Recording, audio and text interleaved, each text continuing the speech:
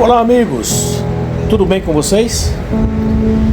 Você sabia que em nosso corpo não habita bem algum?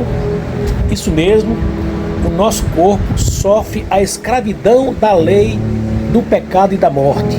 Em outras palavras, o nosso corpo físico habita uma lei que o coloca debaixo da lei do pecado e da morte.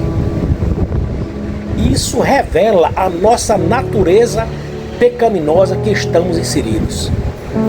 Todas as pessoas estão debaixo dessa lei que o escraviza no pecado. O apóstolo Paulo, escrevendo a sua experiência em sua relação com Jesus Cristo, nos ensina de uma forma prática de como podemos agradar a Deus e vencer a escravidão do pecado. Ele diz que através da relação com Jesus Cristo, a lei do Espírito de vida encontrada em Jesus nos livra da lei do pecado e da morte. O mesmo apóstolo diz em Romanos, no capítulo 6, no versículo 6, que o nosso velho homem foi crucificado com ele, para que o corpo do pecado seja destruído, desfeito, e não mais sejamos escravos do pecado. Acrescenta ainda o apóstolo Paulo, um pouco mais adiante, no versículo 13 do mesmo capítulo 6, dizendo que a gente não ofereça os membros dos nossos corpos ao pecado como um instrumento de injustiça. Antes, ofereçamos a Deus como quem voltou da morte para a vida. E ofereçam os membros dos seus corpos a Ele como instrumentos de justiça.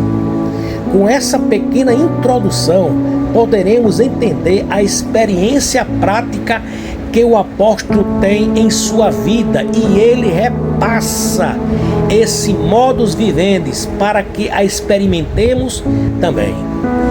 Veja o que ele escreveu mais lá adiante, no capítulo 12, no versículo 1 e 2. Ele diz o seguinte, no versículo 1: Rogo-vos, pois, irmãos, pela compaixão de Deus, que apresentei os vossos corpos como sacrifício vivo, santo e agradável a Deus, que é o vosso culto racional, o culto de razão. No versículo 2 diz: E não vos conformeis com este mundo, mas transformai-vos pela renovação da vossa mente, para que experimenteis qual seja a boa, agradável e perfeita vontade de Deus. O apóstolo aqui está fazendo um apelo direto à minha dedicação e à sua dedicação. Paulo, ao escrever estas palavras, faz um apelo aos cristãos para que ofereçam suas vidas a Deus como sacrifício vivo, é um sacrifício de vida. Isto significa viver de maneira que agrade a Deus, dedicando-se a Ele em todos os aspectos da vida.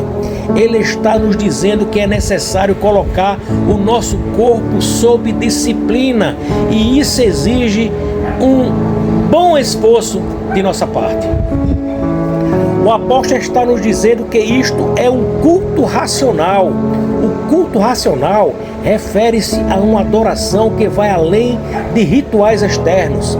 Envolve também a sua mente e o seu coração em uma relação íntima e genuína com Deus. Ler a Bíblia e estudá-la é a chave que abrirá a esta experiência. O apóstolo diz que isto gerará uma transformação e renovação da nossa mente. No versículo 2 enfatiza a importância de não se conformar com os padrões deste mundo, mas de buscar uma transformação através da renovação da mente. Isto implica em uma mudança de perspectiva e valores, alinhando-se às suas atitudes e formas de viver a vontade de Deus revelada nas Escrituras Sagradas. Por fim, meu querido, o apóstolo nos diz que experienciaremos a vontade de Deus. Ao se transformar pela renovação dos nossos pensamentos, poderemos discernir e desfrutar da boa, agradável e perfeita vontade de Deus em sua vida. Sendo assim, dileto amigo, esses versículos nos convidam a refletir sobre como estamos vivendo em nossa caminhada. Estas palavras do apóstolo é um chamado para uma entrega total a Deus e para uma transformação que impacta não somente nossas ações, mas também nossos pensamentos e atitudes. Isso nos ajudará a viver de maneira que glorifique a Deus e a cumprir o seu propósito nesta vida. Reflita sobre isso. Pense sobre essas coisas. De Barreta, Rio Grande do Norte, Romildo Gugel.